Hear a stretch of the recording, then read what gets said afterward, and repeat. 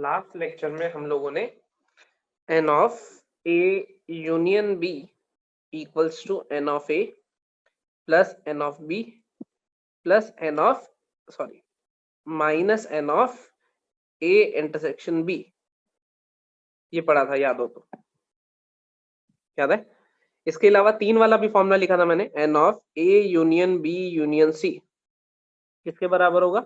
n of a plus n of b plus n of c minus n of a intersection b minus n of a intersection c minus n of b intersection c plus n of a intersection b intersection c। ये दो फॉर्मूले हमने last class में लिखे थे। इस वाले फॉर्मूले को हमने वेन डायग्राम से समझा था, इस वाले को नहीं समझा था। इस वाले को अभी समझ लेते हैं फटाफट से कि क्या कहना चाह रहा है ये फॉर्मूला।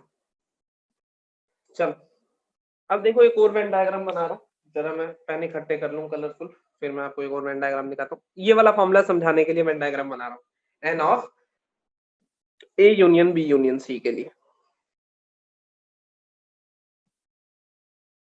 ध्यान से देखते रहना।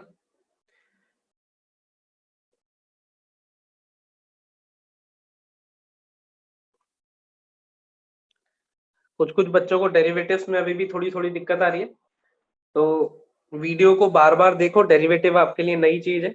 बाकी नॉन मेडिकल वालों को कोई टेंशन लेने की जरूरत है नहीं, हम लोग बहुत डिटेल में इसको क्लास में पढ़ेंगे। क्लास में लगभग 1 महीना ये टॉपिक चलता है, तो तब प्रैक्टिस भी बहुत हो जाएगी और पढ़ेंगे भी। लेकिन उससे पहले थोड़ा थोड़ा ये फिजिक्स में चाहिए होता है, तो फिजिक्स के लिए अभी आप लोगों को पढ़ाया जा रहा है मेनली। मैथ्स में अभी जरूरत नहीं पड़ेगी, जब जरूरत पड़ेगी मैं खुद ही बहुत अच्छे से करा दूंगा। अभी सिर्फ फॉर्मुलेज याद रखो। मैं कुछ कुछ क्वेश्चन जो सॉल्व करके दिखा रहा हूँ उनको करते रहो, असाइनमेंट करते रहो। साथ में फिजिक्स वाले सर भी इसको करा रहे हैं मेरे हिसाब से, तो उसमें भी करते रहो। ये मान लेता हूँ मैं सेट ए है, ये सेट बी है, ये सेट सी है, ठीक है। ये ए सेट, ये बी सेट और ये सी सेट, ये ले लिए मैंने। अब मैं फॉर्मूला कौन सा, ये वाला देखना चाह रहा हूँ कि क्या, जैसे हमने कल ये देखा था वेन डायग्राम से 2 के लिए, आज 3 के लिए देखते हैं। तो एरियाज को मैं नेमिंग कर रहा हूँ, जरा एक नेमिंग देखना ये कैसी नेमिंग हो रही है। एरियाज को, ये एरिया नंबर 1, ये 2, ये 3, ये 4, ये 5, ये 6, ये 7, ये एरिया 1, ये वाला एरिया 2, ये वाला एरिया 3, ये वाला एरिया 4, ये वाला 5, ये वाला 6, ये वाला 7। सही है? इतना समझ आ गया? तो अब अगर मैं कहता हूं आप मुझे कल हमने वेन डायग्राम रीड करना सीखा था, याद हो तो। अब मैंने तुम्हें कहा कि मुझे एन ऑफ ए बता दो, तो एन ऑफ ए कितना आएगा मेरे पास? N of A chat box में, 1 मिनट रुको, चैट बॉक्स ऑन करता हूं मैं। चलो चैट बॉक्स ऑन है। एन ऑफ ए बताना है आपको, n of A. N of A 11 लिखा है काफी सारे लोगों ने, देखते हैं। 5 3 1 2 11। देखो बस रुक जाओ, मत लिखो और मत लिखो और बच्चे मत लिखो। बेटा अब मैंने ना ये जो 1 2 3 4 5 लिखे हैं ना, ये नंबर ऑफ एलिमेंट नहीं लिखे हैं। अगर ये नंबर ऑफ, ये मैंने सिर्फ इस एरिया को मैं 1 कह रहा हूँ, एरिया नंबर 1 इसको कह रहा हूँ, इस एरिया को कह रहा हूँ एरिया नंबर 2, इसको एरिया नंबर 3। तो एन ऑफ ए का मतलब मेरे पास क्या होगा? Area number 1 plus area number 2 plus area number 3 plus area number 5। आपने इसी को मेरे ख्याल से ऐड करके 11 लिख दिए। हाँ, जैसे कल हम लोग कर रहे थे, अगर ये नंबर ऑफ एलिमेंट्स होते तो यही था, लेकिन अभी के लिए इसको क्या लिख रहा हूं मैं? 1 प्लस 2 प्लस 3 प्लस 5। कितना पॉइंट क्लियर हुआ? ये एरियाज की बात कर रहा हूँ, एरिया डिनोट करें हमने। 1 2 3 और 5 मिला के ये सारे, ये चारों एरिया जब मैं ऐड कर दूंगा तो क्या बनेगा? एन ऑफ ए बनेगा। कितना पॉइंट क्लियर हुआ? ठीक। अब सुनो, तो ऐसे ही मुझे एन ऑफ बी चाहिए होगा अगर, तो कौन कौन सा एरिया लेना पड़ेगा? Area number 1, area number 2, area number 4 और एरिया नंबर 6। फिर से बता रहा हूँ, अब इनको ऐड करके मत बताओ। ये अगर नंबर ऑफ एलिमेंट्स को रिप्रेजेंट कर रहा होता तो मान लेता मैं कि ऐड करके 11 है, लेकिन अभी मैंने 1 2 3 4 रिप्रेजेंट कर रहा है, 1 इस एरिया को रिप्रेजेंट कर रहा है, 7 इधर वाले एरिया को रिप्रेजेंट कर रहा है, 6 इधर वाले एरिया को रिप्रेजेंट कर रहा है, 5 इधर वाले एरिया को रिप्रेजेंट। ये एरिया नंबर 1 एरिया नंबर 2 ऐसे लिखा है मैंने, नंबर ऑफ एलिमेंट्स नहीं लिखे। ठीक है, तो जब एन ऑफ सी लेता हूं, एन ऑफ सी लिया मैंने, एन ऑफ सी क्या आएगा मेरे पास? एन ऑफ सी आएगा मेरे पास 1 3 4 7, बिल्कुल सही। अब बच्चे सही लिख रहे हैं। ऐसे ही आप n of a intersection b ये सब बता सकते हो या नहीं बता सकते? अब देखो, जब मैंने एक और वेन डायग्राम बना लेता हूँ ताकि वो डिस्टर्ब ना हो, वो वाला Venn diagram.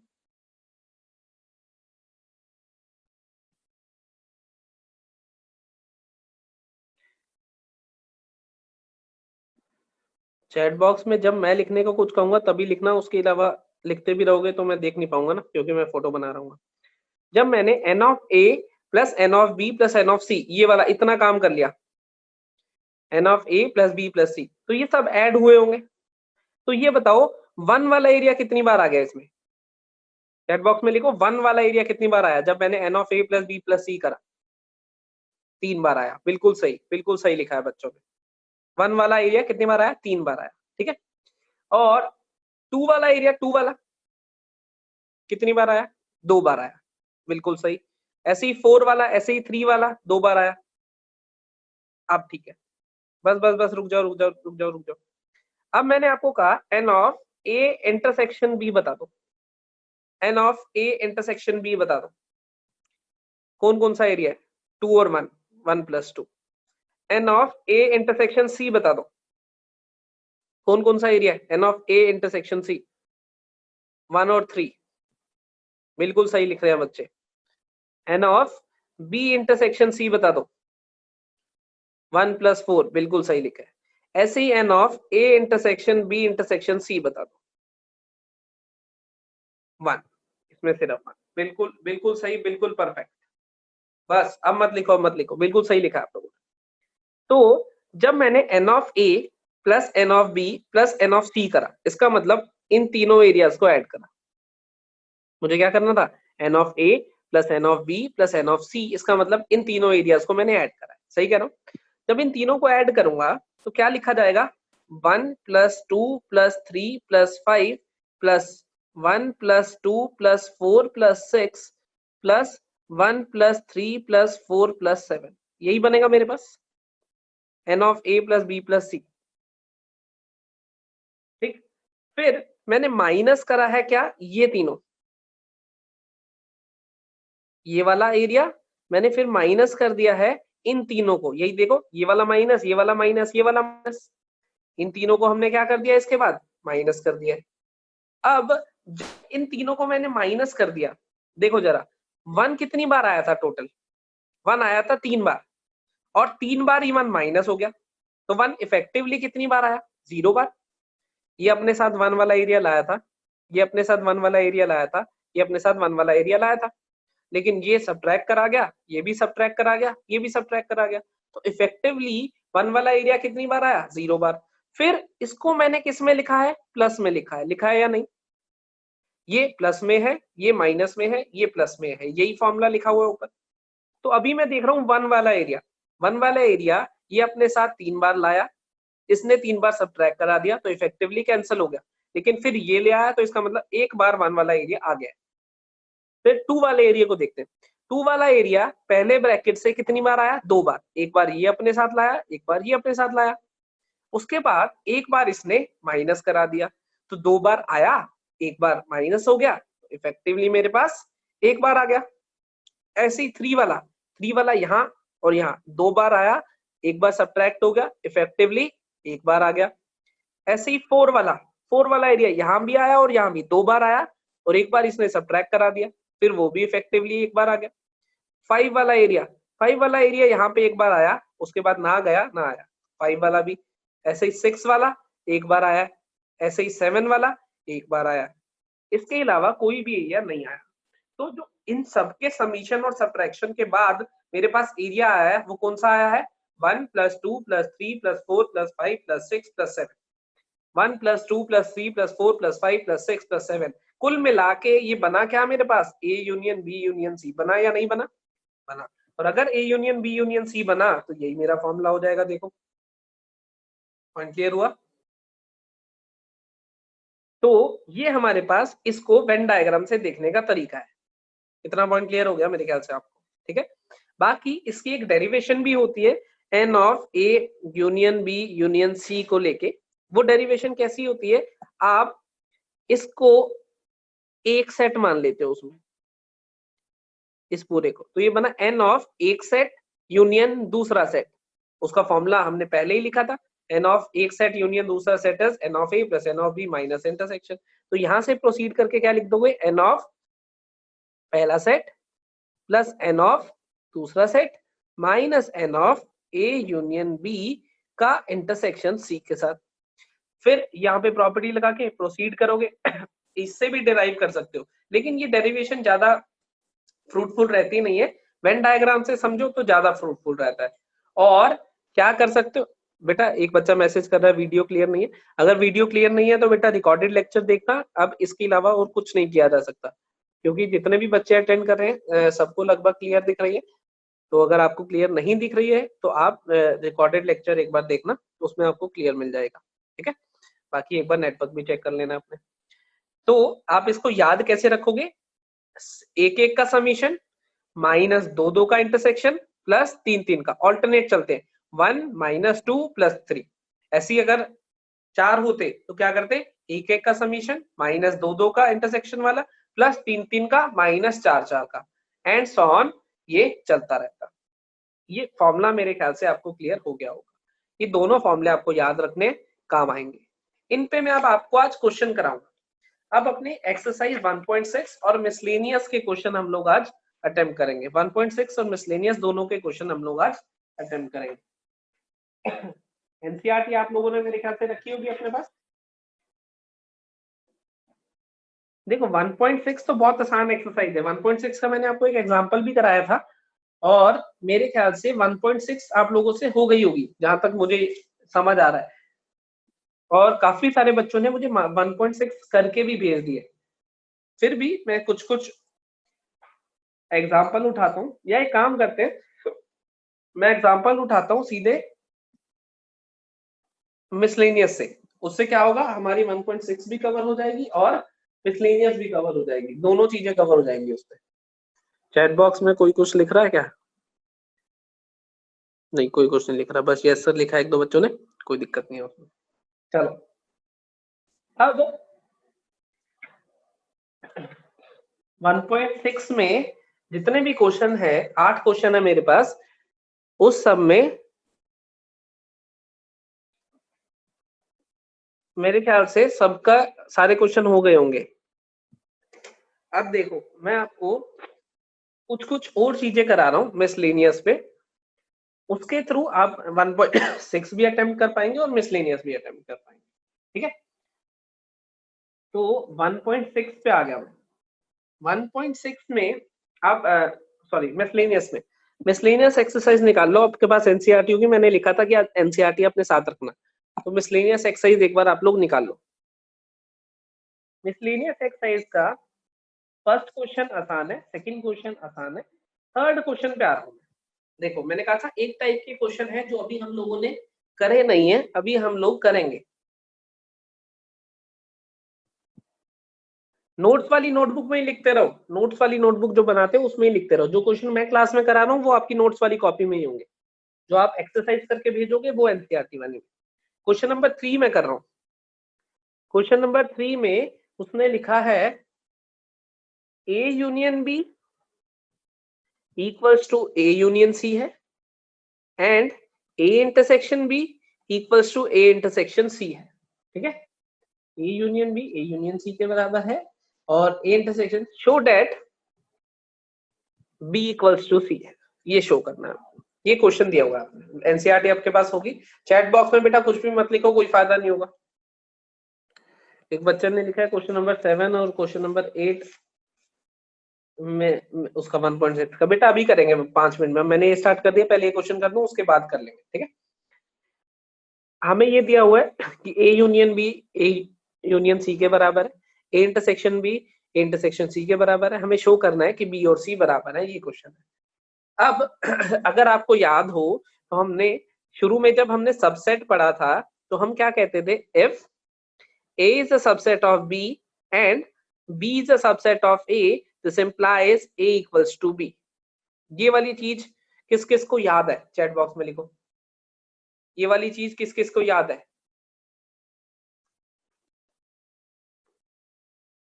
Very good, very good, बहुत बढ़िया, बहुत बढ़िया। 40, 48, 52 बच्चों को याद है। लोग तो ज्यादा है। 58, 61। बस बस बस बस, बहुत है, बहुत है, बहुत है, बहुत है। चलो, सबको याद है, बहुत बढ़िया। अब मत लिखो, अब मत लिखो, अब मत लिखो, चैट बॉक्स बंद कर दिया मैंने। चलो, सबको याद है लगभग, बहुत बढ़िया। तो दो सेट को इक्वल प्रूव करने के लिए हमें क्या करना होता है? पहले सेट को दूसरे सेट का सबसेट, दूसरे को पहले का सबसेट, दोनों को अगर एक दूसरे का सबसेट प्रूव कर दूंगा तो ये प्रूव हो जाएगा कि दोनों सेट बराबर है। क्योंकि A is a subset of B का मतलब क्या होता है? मेरे पास A के सारे एलिमेंट B को बिलोंग करते हैं। B is a subset of A का मतलब क्या होता है? B के सारे एलिमेंट A को। अगर A के सारे एलिमेंट B में है, B के सारे एलिमेंट A में है, तो इसका मतलब क्या हो जाएगा? A और B बराबर है। तो इसी डेफिनेशन को हम लोग इस तरह के क्वेश्चंस में यूज करते हैं। अब क्वेश्चन करना कैसे है? देखो, हम कहां से B और C को बराबर प्रूव करना है ना, तो हम क्या करेंगे? Let x belongs to B। x हमने कोई एलिमेंट लिया है, एलिमेंट को कैसे रिप्रेजेंट करते थे? छोटे से। तो हमने let x belongs to B से शुरू करना है। अगर x B को बिलोंग करता है तो मैं ये कह सकता हूं this implies x belongs to A union B। अगर x B में है तो x A यूनियन B में भी होगा, ऑब्वियस सी बात है, क्योंकि यूनियन का मतलब क्या होता है? A के और B के सारे एलिमेंट ले लो, सारे ले लो, तो ये x भी आ गया होगा उसमें। ठीक है, अब हमें गिवन है कि A union B A intersection B के बराबर है, तो मैं यहां से लिख सकता हूं x belongs to A intersection B, sorry A union C। x belongs to A union C, क्योंकि A यूनियन B हमें दिया हुआ है कि A यूनियन C के बराबर है। A यूनियन B की जगह मैंने क्या लिख दिया? A union C। अगर x A यूनियन C में आई, अब देखो यहाँ क्या दिया हुआ है?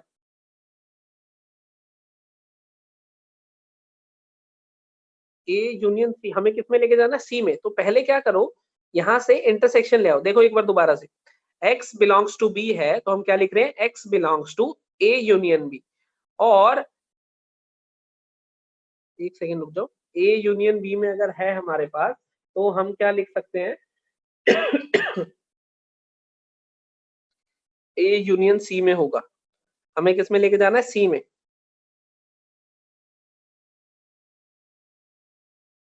एक सेकेंड के लिए रुकना पड़ेगा बच्चों। A union B A union C के बराबर है, A intersection B A intersection C के बराबर दिया हुआ है। यहाँ से एक स्टेप थोड़ा सा अलग कर लेते हैं, यहाँ यूनियन नहीं लिखते, हम इंटरसेक्शन लिख रहे हैं। एक बार मैं दोबारा से कर रहा हूँ इसको, देखो, let x belongs to B लिया मैंने। अब देखो, अगर x B को बिलोंग कर रहा है मान लो, तो क्या वो A इंटरसेक्शन B को बिलोंग करेगा? बताओ जरा चैट बॉक्स में लिख के। अगर x B को बिलोंग कर रहा है तो क्या वो A इंटरसेक्शन B को बिलोंग करेगा? चैट बॉक्स में लिख के आपको बताना है। मे और मे नॉट भी लिख रहे हैं कुछ बच्चे। बेटा एक बार फिर से देखो, अगर x B को बिलोंग कर रहा है तो मैं पूछ रहा हूँ वो A इंटरसेक्शन B में होगा या नहीं होगा? कुछ बच्चों ने यस सर लिखा है, कुछ बच्चों ने नो लिखा है, कुछ ने लिखा है मे और मे नॉट भी। तीनों के मिक्स रिव्यूज आए हैं मेरे पास। देखो, इसका आंसर आएगा मे और मे नॉट भी। वो डिपेंड करता है, क्योंकि इसके इंटरसेक्शन में बिलोंग करने के लिए क्या होना चाहिए? ए में भी हो। अगर मैं कह रहा हूँ ए इंटरसेक्शन बी में बिलोंग करना चाहता हूँ तो वो ए में भी होना चाहिए और वो बी में भी होना चाहिए। लेकिन अभी हमने क्या कंसीडर करा कि वो बी में है, तो अगर वो बी में है तो इसमें जाएगा या नहीं जाएगा वो डिपेंड करेगा वो ए में है कि नहीं। तो हम अभी इसको नहीं ले सकते। हम क्या ले लेंगे? X belongs to A union B. अच्छा ये बताओ यूनियन में होगा कि नहीं, ये लिखो चैट बॉक्स में। हाँ, ये सबने सही लिखा है, होगा बिल्कुल सही। अगर x इसमें है तो x A यूनियन B में भी होगा, बिल्कुल सही। A union B A union C के बराबर दिया हुआ है तो मैं ऐसे लिख सकता हूँ x belongs to A union C। अगर A यूनियन B मुझे दिया हुआ है A यूनियन C के, तो मैं लिख सकता हूँ कि A यूनियन B की जगह मैंने क्या लिख दिया? A यूनियन C लिख दिया। अब अगर x A यूनियन C में है तो मैं क्या लिखूंगा? x बिलोंग्स टू A और x बिलोंग्स टू C। इसका यही मतलब होता है यूनियन का, या तो x A में होगा या फिर x C में होगा। इतना पॉइंट क्लियर हो गया। अगर यहां तक इस पॉइंट तक किसी को डाउट है तो वो चैट बॉक्स में लिखे, उसके अलावा चैट बॉक्स में कोई कुछ मत लिखना। अगर इस पॉइंट तक किसी को डाउट है तो चलो, किसी का मैसेज नहीं आया, इसका मतलब क्लियर होगा। तो अब x A को कर रहा है या फिर x C को कर रहा है, यही बात है। बेटा प्लीज रिपीट मत लिखो, बहुत सारे बच्चों ने रिपीट लिख दिया है। रिपीट आप लोग वीडियो में देखेंगे, अगर मैं लेक्चर में रिपीट करूंगा तो फिर बहुत देर लग जाएगी। चलो आपने लिखा है तो मैं एक बार कर देता हूँ, लेकिन रिपीट टेलीकास्ट के लिए आपको वीडियो दी है, वीडियो में देखेंगे आप, ठीक है। तो आ जाओ, let x belongs to b लिया था मैंने। हमें क्या करना है, मैं ये करने की कोशिश कर रहा हूँ कि b c का सबसेट है और c b का सबसेट है, ऐसे। तो x बिलोंग्स टू b कर लिया मैंने। अगर x b में है तो x a यूनियन b में होगा, ऑब्वियसली यूनियन में सारे आते हैं। a यूनियन b मुझे a यूनियन c के बराबर दिया हुआ है, तो a यूनियन b की जगह मैंने क्या लिख दिया, a यूनियन c। अब x belongs to a union c का मतलब क्या है, या तो x a में होगा या तो c में होगा, तभी तो यूनियन में है ऑब्वियसली। अब ये दोनों केस लेके चल रहा हूं मैं, अगर x a में है या फिर x c में है। अगर x a में है, ये लेके चला मैं, अगर x a में है तो x बिलोंग्स टू ये तो है ही, एंड x b में था ही, ये हम लेके चले थे, x b में भी है, x a और b दोनों में है। अब वो इंटरसेक्शन में तो पक्का आएगा, क्योंकि हम लेके चले थे x बिलोंग्स टू b है, और अभी मैं कौन सा केस डील कर रहा हूँ, इन दोनों में से ये वाला, दिस और दिस था हमारे पास, तो अभी लेफ्ट हैंड साइड वाला केस लेके चला। तो लेफ्ट हैंड साइड वाला केस मुझे कह रहा है कि x a में है और मैं लेके चला था x b में है, तो इसका मतलब x a और b दोनों में है, और दोनों में है तो उनके इंटरसेक्शन में भी होगा। और अगर इंटरसेक्शन में होगा तो a इंटरसेक्शन b हमें किसके बराबर दिया हुआ है, a इंटरसेक्शन c के। इसकी जगह क्या लिख दिया मैंने, a इंटरसेक्शन c लिख दिया। x belongs to a intersection c है, x c में भी होगा, this implies s belongs to c। क्योंकि अगर इंटरसेक्शन में आया है तो वो a में भी होगा और c में भी, दोनों में होगा, और c में है, हमें तो यही चाहिए था, c में है।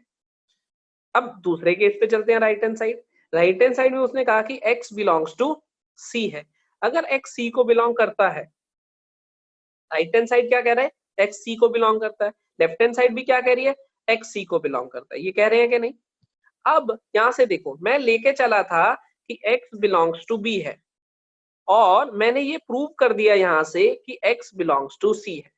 ये देखो, लेफ्ट हैंड साइड और राइट हैंड साइड दोनों क्या कह रही है मुझे, कि x बिलोंग्स टू c है, और मैं लेके क्या चला था मैं, let x belongs to b। तो इसका मतलब b का जो भी एलिमेंट x था, x क्या है, जनरल एलिमेंट, इसका मतलब b का एलिमेंट c को बिलोंग करता है। This implies elements of b belongs to c, यही मतलब है इसका, क्योंकि मैं b का एलिमेंट उसको मान के चला था, और वो अपने आप ही मैंने क्या प्रूव कर दिया कि वो c का भी एलिमेंट है, तो b का हर एलिमेंट c में प्रेजेंट होगा, ये कह सकता हूं मैं, जिससे ये इंप्लाई हो जाएगा कि b is a subset of c। b क्या है हमारे पास, सबसेट ऑफ c है। इतने में कोई दिक्कत किसी को प्रूव करने में, तो चैट बॉक्स में लिख दो। हमने ये प्रूव कर दिया कि बी सी का सबसेट है, और कैसे प्रूव करा, मैं एलिमेंट लेके चला कि बी में है, और मैंने प्रूव कर दिया उसको कि वो सी में भी होगा। तो बी वाला एलिमेंट अगर सी में प्रेजेंट करा दिया मैंने, तो इसका मतलब ही था कि B is a subset of C.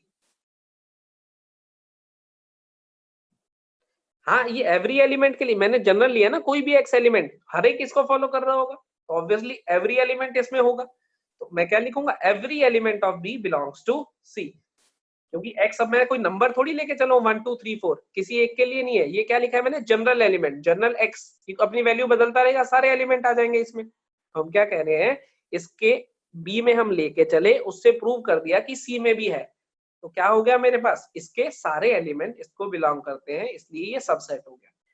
Similarly ये जो पूरा प्रोसेस करा है, बेटा मैंने 3 बार बता दिया सबसेट कैसे है। सबसेट का मतलब क्या होता था, और एक ही डाउट को आप 4 बार मत लिखो, मैं फिर से बता रहा हूँ। अगर अब किसी बच्चे ने एक डाउट को एक से ज्यादा बार लिखा तो मैं उसको आंसर नहीं दूंगा। देखो, मैं लेके चला कि x किसको बिलोंग कर रहा है, b को, और मैंने ये प्रूव करा अपने मेथड से कि x किसको बिलोंग कर रहा है, c को। तो b वाला एलिमेंट अगर c को बिलोंग करता है तो हम क्या कह देते हैं, b the subset of c, क्योंकि x मेरे पास क्या है, जनरल एलिमेंट है कोई, जनरल मतलब अब ये x के लिए फॉलोड है तो ये हर एक के लिए फॉलोड होगा जितने भी एलिमेंट बी में होंगे। हम क्या कह देंगे, सारे एलिमेंट ऑफ बी बिलोंग करते हैं सारे एलिमेंट ऑफ सी को। पॉइंट समझ आया? ये लिखने का तरीका है, इसके अलावा इसको लिखने का कोई तरीका नहीं है, ये थोड़ा अलग है, मैं समझ रहा हूं। अब देखो आगे, अब B is a subset of C prove कर दिया। सिमिलर तरीके से हम क्या करेंगे, C is a subset of B prove करेंगे। देखो वो करता हूं, मैं क्या लेके चलूंगा, let x belongs to C. अब देखो वही प्रोसेस दोबारा कर रहा हूं, जिनको पहली बार में समझ नहीं आया था वो इसको समझ लेना। लेट एक्स बिलोंग्स टू सी, अगर एक्स कोई एलिमेंट है सी का, एक्स सी का एलिमेंट है तो मैं क्या कहूंगा, x belongs to A union C. Obviously अगर एक्स सी में है तो ए यूनियन सी में भी आया होगा। ए यूनियन सी किसके बराबर है, ए यूनियन बी के बराबर है, ए यूनियन बी में भी आया होगा। This implies x belongs to A और x belongs to B. X A को बिलोंग करता है या फिर बी को करता है। मुझे प्रूव क्या करना है कि एक्स बी को बिलोंग करता है, एक्स बी को, ये तो प्रूव हो ही गया इधर से। लेकिन इधर आ जाता हूँ लेफ्ट हैंड साइड पे, अगर एक्स ए को बिलोंग करता है तो मैं लिखूंगा x belongs to A and x belongs to C, क्योंकि सी मैं लेके चला था, ए इस केस में आया ही है, ये लेफ्ट हैंड साइड वाले केस की बात कर रहा हूँ। ए आया है, सी मैं लेके चला था, इसका मतलब एक्स इन दोनों में प्रेजेंट है। दोनों में प्रेजेंट है तो क्या लिखूंगा, x belongs to A intersection C. अगर एक्स ए इंटरसेक्शन सी में है तो मैं क्या लिख दूंगा, एक्स सी में तो पक्का ही होगा। X belongs to A intersection B पहले लिखूंगा, क्योंकि हमें दिया हुआ है क्वेश्चन में कि ए इंटरसेक्शन सी और ए इंटरसेक्शन बी बराबर है। तो हमारे पास आया था x belongs to A intersection c, तो यहां से हमारे पास क्या आ जाएगा, x belongs to A intersection b भी। This implies x belongs to b। तो वो जनरल एलिमेंट जो c में प्रेजेंट था वो b में भी है। This implies every element of c belongs to b। This implies c is a subset of b। ये हमने प्रूव कर दिया, ये हमने पहले प्रूव करा था। अब वन क्या बता रहा है, B is a subset of C. Two क्या बता रहा है, C is a subset of B. तो मैं क्या लिख दूंगा, from 1 and 2 B equals to C है, क्योंकि ये इसका सबसेट ये इसका सबसेट, तो ये दोनों बराबर हो जाएंगे। पॉइंट क्लियर हुआ? ये थोड़ा अलग टाइप का क्वेश्चन है बेटा, इसको आप जब वीडियो देखोगे तो कम से कम 2 बार देखना, कि इसको रीराइट करके देखना कैसे लिखना है, किस चीज का क्या मतलब है। ये पहली बार में समझ आने वाला क्वेश्चन नहीं है, इसलिए मैंने आपको पूरा लिख के दिया है डिटेल में। अब एक बार जब इसकी वीडियो देखोगे तब इसको 1-2 बार आराम से सोच समझ के वीडियो देखना कि यूनियन का मतलब क्या होता था, इंटरसेक्शन का मतलब क्या होता था, तो आपको ऑटोमेटिकली क्लियर हो जाएगा। अगर क्लियर नहीं हो फिर भी तो आप मेरे को बता देना, व्हाट्सएप कर देना। पॉइंट क्लियर हुआ? इसको आपको इसी तरीके से करना है, जब भी वो कहेगा 2 सेट बराबर कर दो, यही एक तरीका है हमारे पास जो लेके चलना है। नल सेट की बात नहीं कर रहे हैं इसमें, जब एलिमेंट्स को दिखा रहे हैं तो नल सेट की बात नहीं कर रहे हैं, क्योंकि अगर बी नल हुआ तो सी भी नल सेट हो जाएगा ना, वो अलग केस है, उसकी बात नहीं कर रहे हैं। एक इस पर्टिकुलर टाइप के क्वेश्चन है। अब देखो एक क्वेश्चन नंबर 15 की बात कर रहा हूं, क्वेश्चन नंबर 15 पे आ जाओ। क्वेश्चन नंबर 15 में क्या होगा, हमें दिया इन अ सर्वे। देखो क्वेश्चन नंबर 15 आप लोगों के पास होगा, एनसीईआरटी आपके पास है ही। उसने कहा in a survey of 60 people it is found that 25 read newspaper H. Total 60 लोग हैं, 25 read newspaper H, 26 read T, 26 read T, और 26 read I, 26 read I, 9 read H and I, 9 H and I. 9 लोग हैं H and आई वाले। आगे क्या information है हमारे पास, 11 read both H and T, 11 H and T वाले, और 8 टी एंड आई वाले। 8 है हमारे पास टी एंड आई वाले, और 3 लोग हैं तो एच टी आई तीनों पढ़ते हैं। अब ये इंफॉर्मेशन क्वेश्चन में गिवन है इन अ सर्वे ऑफ 60, इसका मतलब टोटल 60 लोग हैं। उसने कहा 25 लोग एच वाला न्यूज़पेपर पढ़ते हैं, 26 ये पढ़ते हैं, 26 आई वाला पढ़ते हैं, 9 लोग ये दोनों पढ़ते हैं, 11 लोग ये दोनों। 8 लोग ये दोनों, 3 लोग ये तीनों। ये सारी इंफॉर्मेशन उसने क्वेश्चन में दी है। आप चाहो तो एक बार क्वेश्चन रीड कर लो। अब उसने कहा है find the number of people who read at least one of newspaper. ठीक है, अगले में कहा है find the number of people who read exactly one of newspaper. अब आपको at least one of newspaper, at least का मतलब होता है, एटलीस्ट का मतलब क्या होता है, दिस और दिस। एटलीस्ट का मतलब क्या होता है, और एटलीस्ट मतलब कम से कम एक न्यूज़पेपर पढ़ना हो, या तो वो ये पढ़ता हो दिस, एच और टी और आई, इस तरह से वो कह रहा है एटलीस्ट एक न्यूज़पेपर, या तो एच पढ़ता हो, या तो टी पढ़ता हो, या तो आई। और का मतलब क्या होता है, यूनियन। तो हमसे पूछा n of H union T union I, क्या फॉर्मूला हो जाएगा, n of H plus n of T plus n of I plus n of H, sorry minus n of H intersection T minus n of H intersection I minus n of T intersection I plus n of H intersection T intersection I. N of H कितना दिया हुआ है 25, n of T is 26, N of i is 26 minus 2 का 9, t और h 11 minus 9 minus 8 plus 3, simplify कर लोगे, simplify कर लोगे अपने आप से, ये प्लस करोगे सब आंसर आ जाएगा जो भी। और मेरे को दो लोगों ने अलग अलग आंसर दिया है, किसी ने 52 दिया, किसी ने 60 दिया। 60 दे रहे हैं काफी बच्चे, 52 लिख रहे हैं। अब ये क्या हो रहा है, तुमसे प्लस माइनस नहीं हो रहा बेटा, ये प्लस माइनस नहीं हो पा रहा। 52 आंसर है इसका, काफी सारे बच्चों का 52 ही आ रहा है। ठीक है, तो इसका मतलब 52 लोग हैं जो एच टी या ये एटलीस्ट एक न्यूज़पेपर पढ़ रहे हैं। और देखो टोटल लोग कितने गिवन थे हमें, 60। इसका मतलब 8 लोग ऐसे हैं जो कोई भी न्यूज़पेपर नहीं पढ़ रहे हैं। टोटल 60 लोग थे, इसमें से 52 लोग ऐसे हैं जो कि at least one of the newspaper पढ़ रहे हैं। पॉइंट क्लियर हुआ, 8 लोग ऐसे। अब अगले पार्ट में, पहला पार्ट था, दूसरे पार्ट में इसने क्या पूछा हमसे, the number of who read exactly one newspaper. Exactly one newspaper, exactly one कैसे निकाल सकते हो बताओ जरा।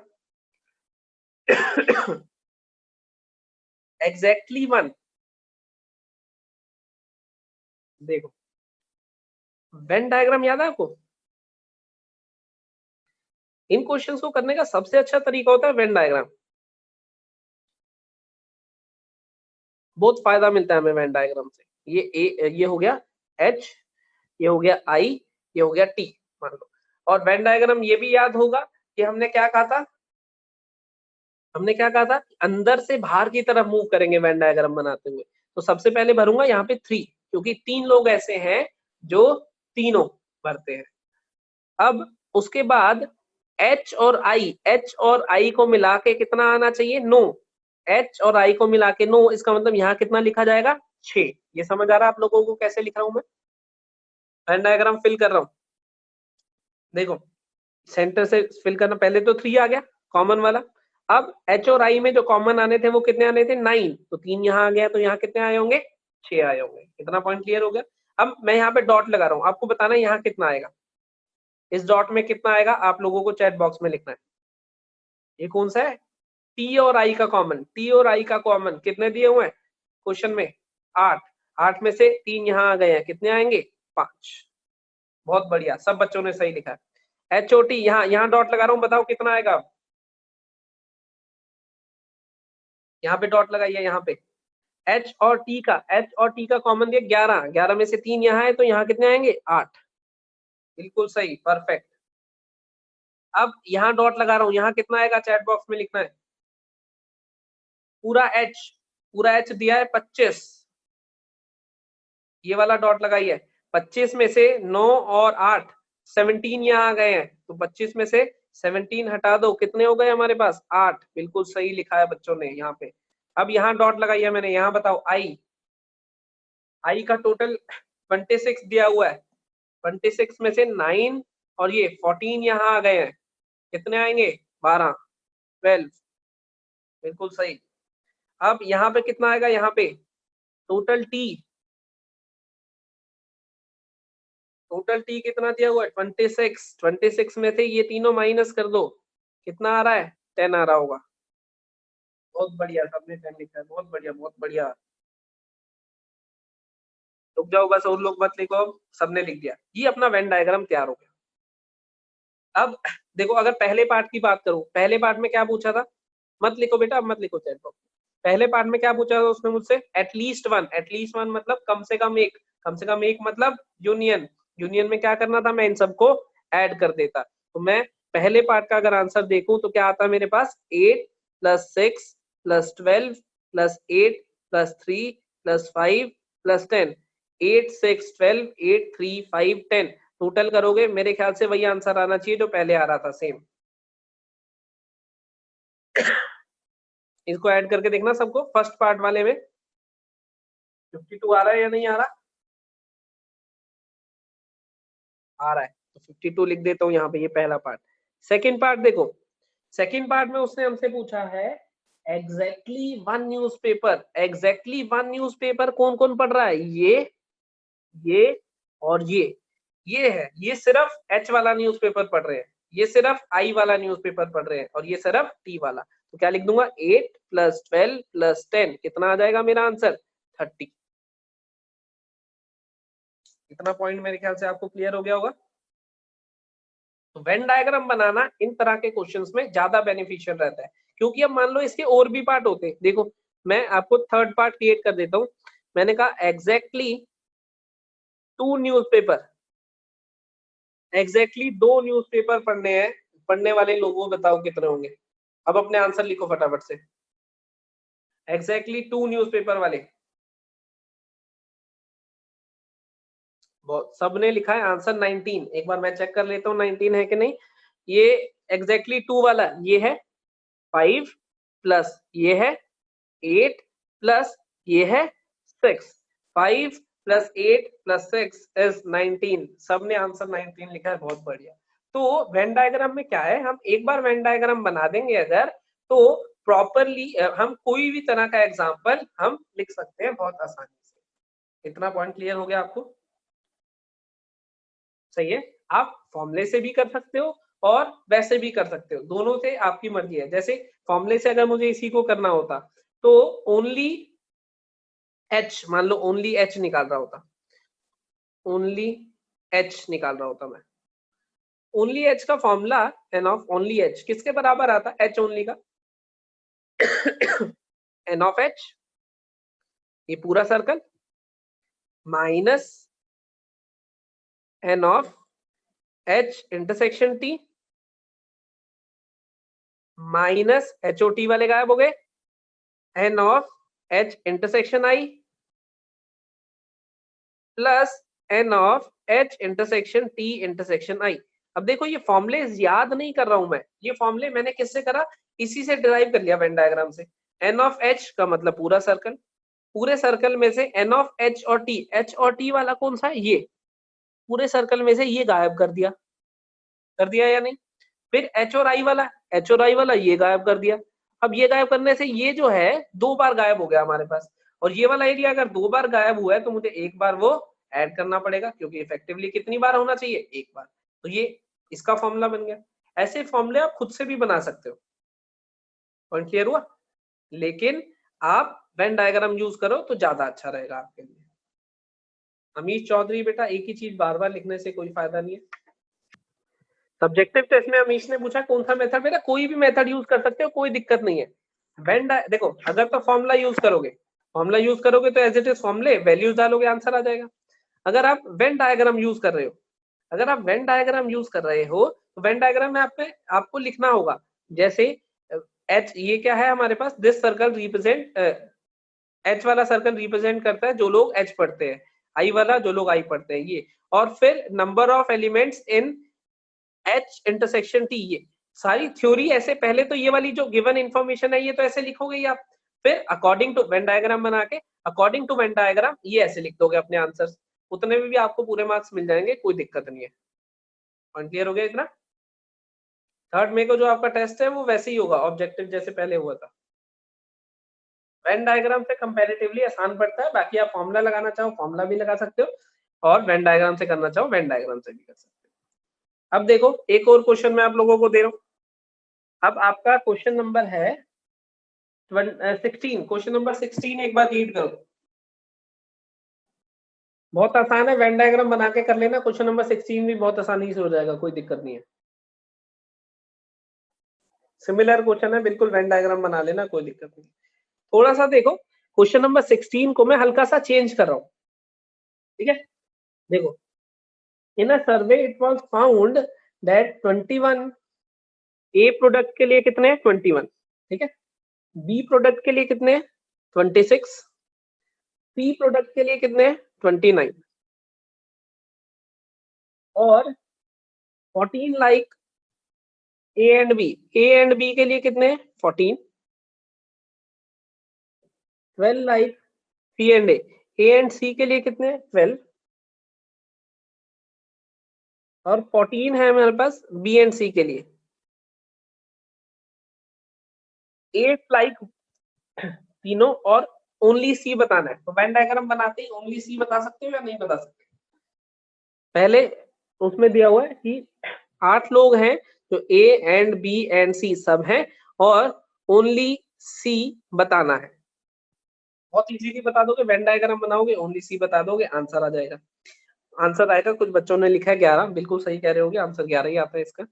अब मैंने कहा, मैंने आपको ओनली सी दे दिया 11, और आपसे ये पूछ लिया, थोड़ा सा चेंज कर दिया मैंने क्वेश्चन।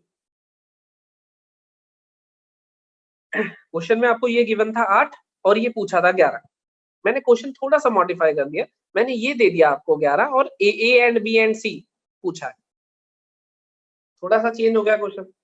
अब देखो बच्चे 8 आंसर लिखने लगे, तो ऑब्वियसली जो आंसर गिवन था तब तो लिखोगे। अब देखो इसको वेन डायग्राम से कैसे करोगे, थोड़ा सा अलग चीज है, ध्यान से देखना।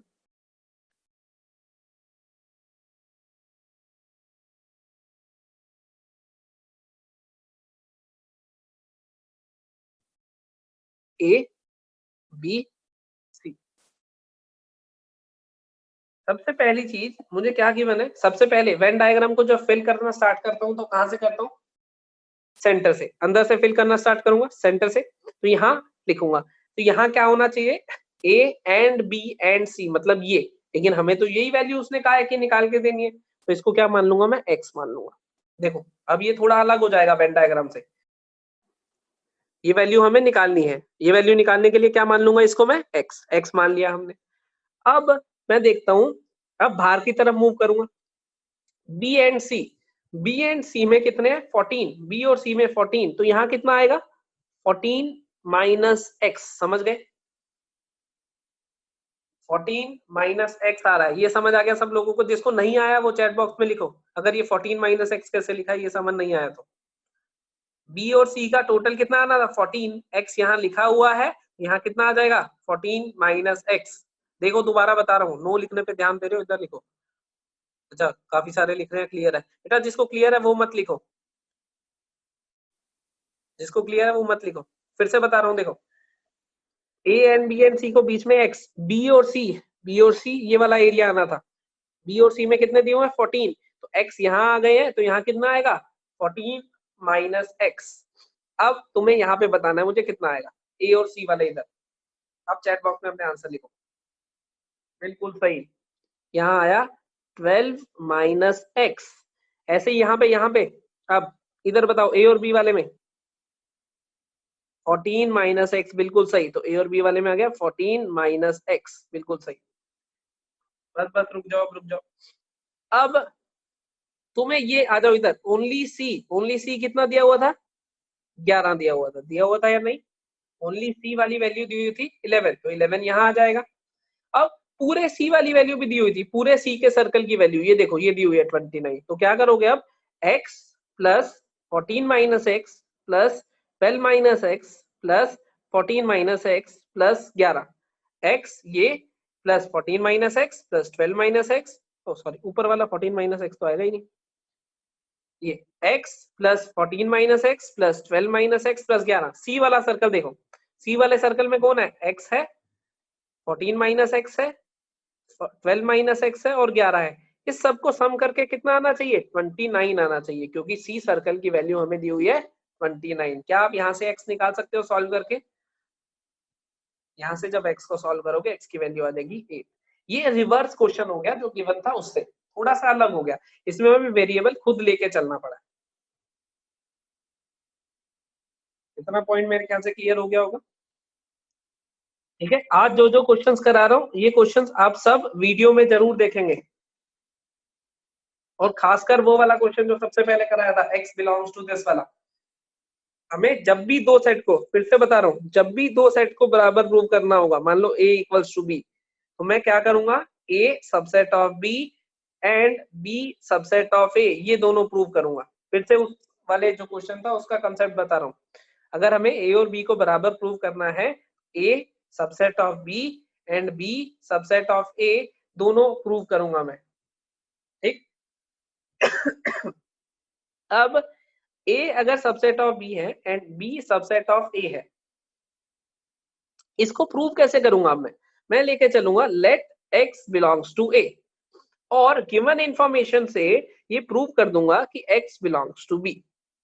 इसको प्रूव करने के लिए x को a में, x क्या है मेरे पास, कोई भी जनरल एलिमेंट, कोई चीज अगर मैं x के लिए प्रूव कर देता हूं तो वो मतलब हर एलिमेंट के लिए ट्रू हो गई, क्योंकि जनरलाइज कोई चीज हो जाए तो वो हमेशा ट्रू रहती है। तो x a में बिलोंग करता था, अगर मैंने अपनी गिवन इंफॉर्मेशन से ये इंप्लाई कर दिया कि x हमारे पास b में भी बिलोंग करता है, तो मैं क्या कह दूंगा कि a is a subset of b। Similarly इसके लिए क्या लेके चलूंगा, x बिलोंग्स टू b, इसमें b से स्टार्ट करूंगा, फिर अपनी गिवन इंफॉर्मेशन से कहां ले जाऊंगा, x बिलोंग्स टू a पे। तो यहां से अगर x b में था और मैंने प्रूव कर दिया कि वो a में भी प्रेजेंट है, तो इसका मतलब क्या हो जाएगा, b is a subset of a। और अगर ये दोनों हो गए तो दोनों मिलके क्या इंप्लाई कर देंगे कि a और b बराबर है। ये हमारे पास उन वाले क्वेश्चंस को करने का एक तरीका है जिसमें दो सेट को बराबर। हाँ, आप वेन डायग्राम से भी प्रूव कर सकते हो, ऐसा नहीं है कि इसी से करना है, लेकिन कुछ कुछ क्वेश्चन हमें इसी से करने पड़ते हैं। जरूरी नहीं है कि वेन डायग्राम से वो हो पाए या फिर वेन डायग्राम से एक्सप्लेन कर पाओ इतने अच्छे से। तो ये हमारे पास वन ऑफ द तरीका है। हाँ, वेन डायग्राम से करना चाहो वेन डायग्राम से भी एक्सप्लेन कर सकते हो, उसमें भी कोई दिक्कत नहीं है। अब मैं एक बारी वो वाला क्वेश्चन दोबारा बता देता हूँ। देखो क्या इन्फॉर्मेशन गिवन थी, ए यूनियन बी और ए यूनियन सी बराबर है, ये गिवन था। A intersection B A intersection C बराबर है, ये गिवन था। शो करना था बी इक्वल्स टू सी। ठीक है, ये शो करना था हमें।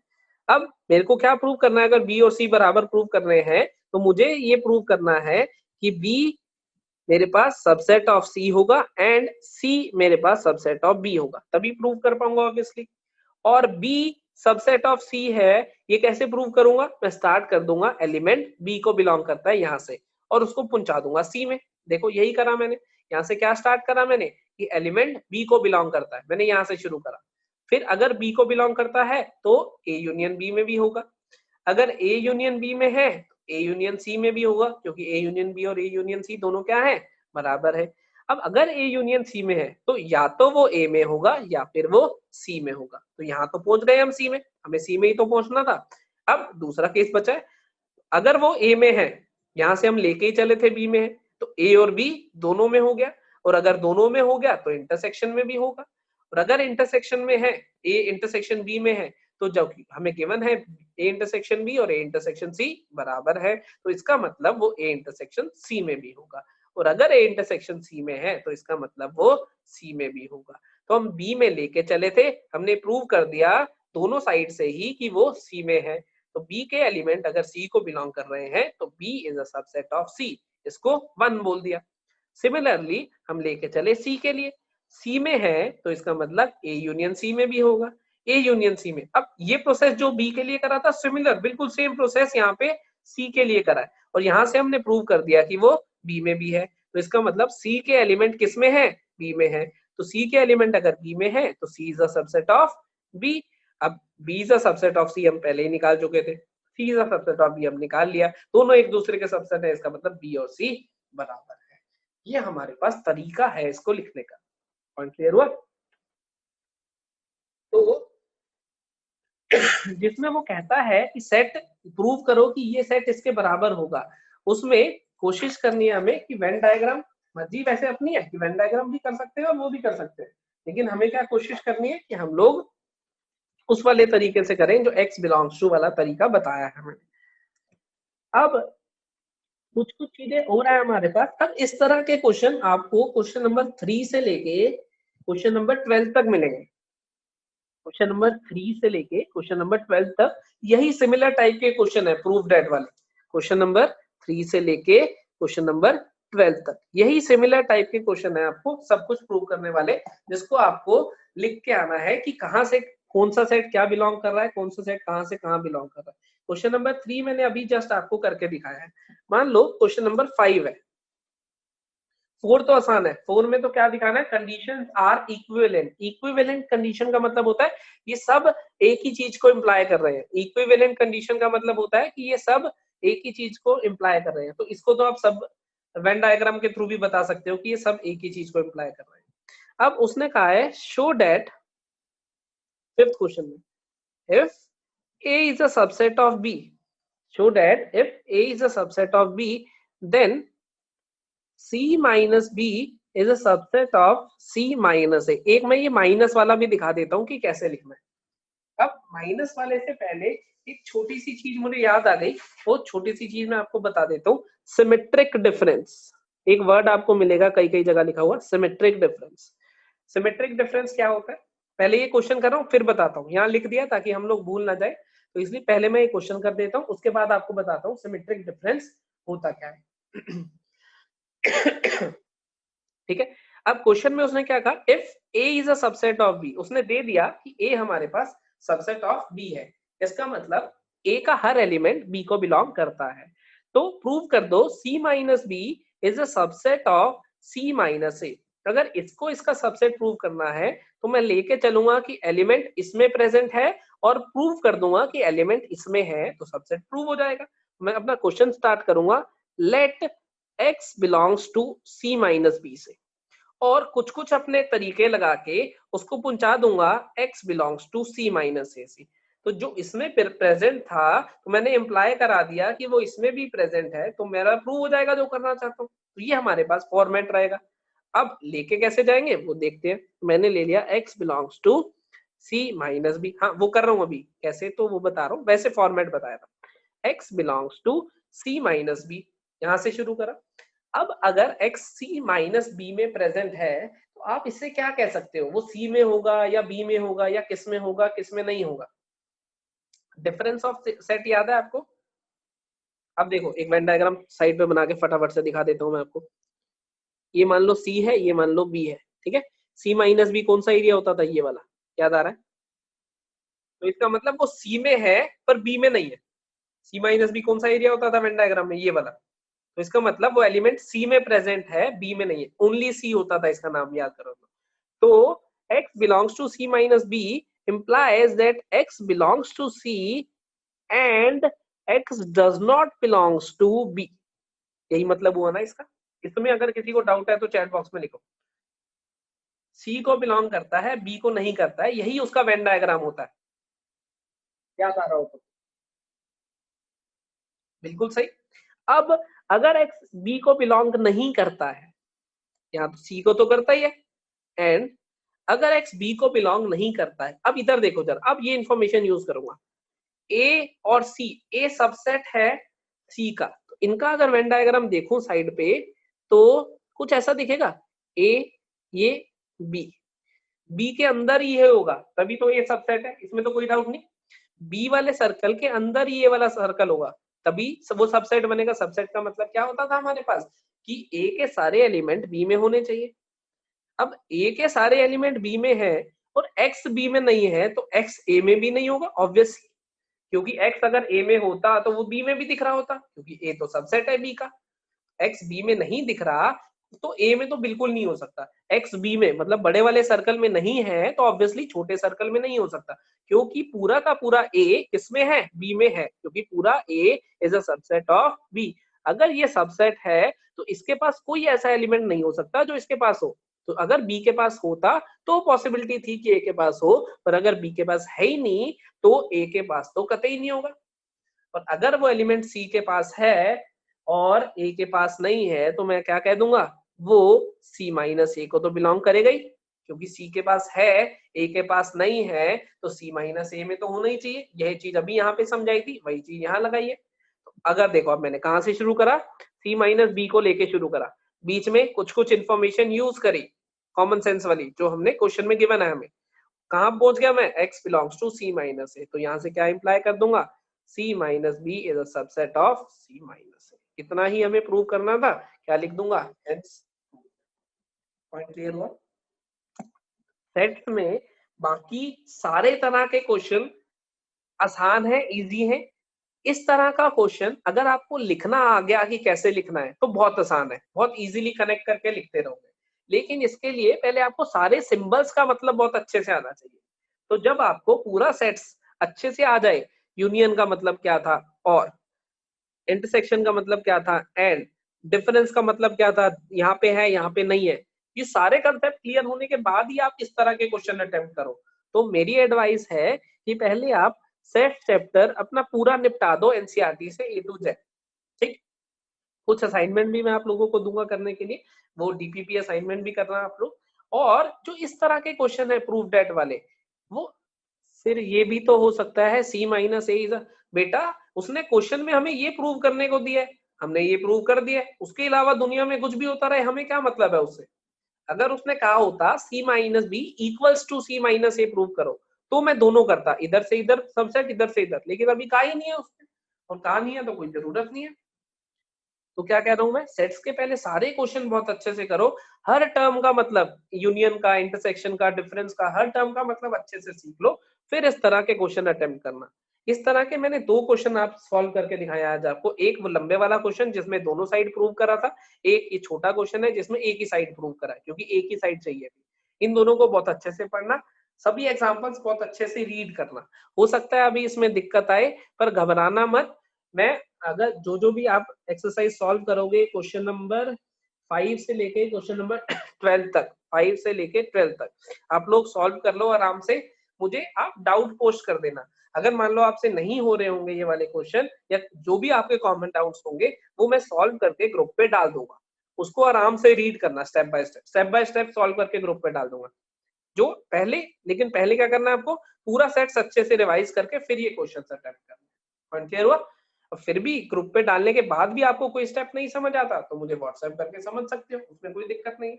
ठीक है, अब 2 मिनट लगेंगे बस, मैं आपको सिमेट्रिक डिफरेंस बता देता हूँ क्या होता है। Symmetric difference of two sets, symmetric difference of two sets, इसको ऐसे रिप्रेजेंट करते हैं ए डेल्टा बी।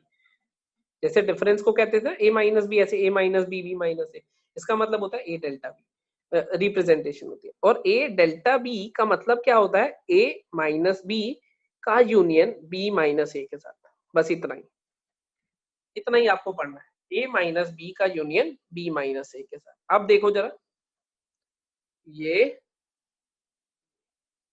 ये ये बी, तो अगर मुझे एरिया शेड करना हो तो ये होता था ए माइनस बी, और ये होता था ई माइनस ए, याद आ रहा है, ये वाला एरिया होता था ए माइनस बी, ये वाला होता था बी माइनस ए, दोनों का यूनियन, यूनियन मतलब टोटल एरिया शेड, तो ये क्या बन जाएगा ए डेल्टा, ये इसकी रिप्रेजेंटेशन है सिमेट्रिक डिफरेंस। सिमेट्रिक डिफरेंस में बस आपको इतना ही पढ़ना है। ठीक है, आज की क्लास में हमने क्या करा, वेन डायग्राम से रिलेटेड क्वेश्चन करे। अब मेरे हिसाब से आप पूरी एनसीईआरटी बहुत अच्छे से अटेम्प्ट कर पाओगे, सारे क्वेश्चंस, और क्वेश्चन नंबर 5 से लेके क्वेश्चन नंबर 12 तक ये सारे भी हो जाएंगे जितना मैंने बताया उससे। लेकिन फिर भी अगर आपको ऐसा लग रहा है ये वाले क्वेश्चन नहीं हो रहे, तो मैं इसको, आप लोग मुझे पहले सॉल्व करके भेजेंगे कि कितना क्वेश्चन हमने कर लिया है या क्या हम सोच रहे हैं। ठीक है, तो हो सकता है आप लोगों का जो सॉल्यूशन मेरे पास आए, वही वाला सॉल्यूशन मुझे पसंद आ जाए, वही मैं ग्रुप पे डाल दूंगा। तो आप लोगों को सॉल्व करके भेजने, और जिस भी स्टूडेंट का मुझे इनके सॉल्यूशन क्वेश्चन नंबर 5 से लेकर 12 तक, जिसका भी सॉल्यूशन सबसे बेस्ट लगेगा, अच्छा लगेगा, वो मैं ग्रुप पे पोस्ट कर दूंगा। आपको अब मुझे एक्सरसाइज कंप्लीट करके भेजनी है इस वीकेंड से पहले पहले। आपकी जो लिस्ट हमारे ऑफिस में है, वो लिस्ट से मैं वेरीफाई करूंगा कि किसके स्टूडेंट ने एनसीईआरटी भेज दी है। जिन स्टूडेंट ने एनसीईआरटी नहीं भेजी होगी, आई एम सॉरी टू से, वो अब से लाइव क्लास नहीं लगा पाएंगे अगले हफ्ते से। तो एनसीईआरटी जिन जिन्होंने हो गई है, काफी सारे बच्चों ने मुझे भेज दिया, बहुत सारे बच्चे हैं जिन्होंने भेज दिए, पॉइंट क्लियर हुआ? जिन्होंने नहीं भेजी है वो मिसलेनियस तक पूरी कंप्लीट करके, मिसलेनियस के 16 क्वेश्चन है, 1.6 के जितने भी क्वेश्चन है टोटल कंप्लीट करके एनसीईआरटी भेजनी है। जो लोग पहले भेज चुके हैं, मान लो कुछ लोग 1.6 तक भेज चुके हैं, कुछ लोग 1.5 तक भेज चुके हैं, वो सब बाकी जो आगे का बचा है वो वाला भेजना है, उन्हें दोबारा से नहीं भेजनी है। इतना पॉइंट क्लियर हो गया? चलो आज की क्लास हम लोग यहीं खत्म कर रहे हैं। वीडियो को फिर से देखना, और जितने वो ये वाले क्वेश्चन कराए हैं ऐसे वाले, ये वाले सारे इसी तरीके से देखना। चलो मैं क्लास एंड कर रहा हूँ आज की।